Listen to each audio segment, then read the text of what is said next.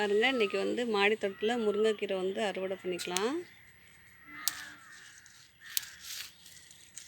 அந்த நுனியில் மட்டும் விட்டுட்டு நம்ம வந்து அறுவடை பண்ணிக்கலாம். நான் அடிக்கடி வந்து வாரத்தில் ஒரு நாளாவது வந்து அறுவடை பண்ணிடுவேன். இந்த வாரம் வந்து கொஞ்சம் நாள் ஆயிடுச்சு. அதே இலையெல்லாம் வந்து கொஞ்சம் வந்து முற்றின மாதிரி போயிடுச்சு.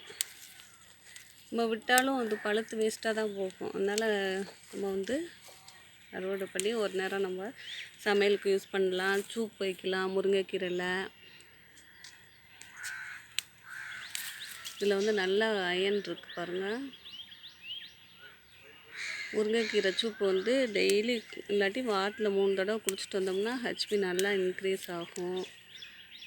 நம்ம வந்து மாடி தோட்டத்தில் வந்து வைக்கலாம். வீட்டு தோட்டத்துலையுமே வந்து வீட்டுக்கு பின்னாடி வைக்கணுங்குவாங்க. இது மாடியிலையுமே வச்சாலும் முருங்கைக்கீரை வந்து நம்ம உயரத்துக்கு மேலே வளரக்கூடாதுன்னு சொல்கிறாங்க. ஆனால் அதுக்கு மேலெல்லாம் வளரல, கரெக்டாக அந்த அளவு தான் இருக்குது. அப்பப்போ கீரை கட் பண்ணுறோம்ல, அதனால சரியாக வந்துடும். இது பூக்கள் வந்து இன்னும் பிஞ்சு வைக்க மாட்டேங்குது, பூ பூத்து கீழே விழுகுது. அதனால் அதையும் சமையலுக்கு எடுத்துருவேங்க.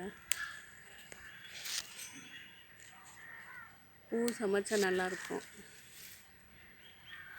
கீரைக்கு மட்டும் பயன்படுத்திக்கிட்டு இருக்கேன் மாடித்தோட்டத்தில்.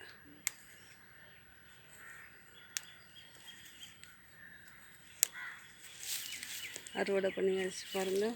போதும்னா இருக்குன்னு இந்த விதையில போட்ட முருங்கை இலை இருக்குது. அது அடுத்த தடவை நம்ம அறுவடை பண்ணும்போது சேர்த்து எடுத்து அறுவடை பண்ணிக்கலாம். இன்றைக்கி வந்து முருங்கைக்கீரை மாடி தோட்டத்தில் அறுவடை பண்ணியாச்சு. தேங்க்யூங்க.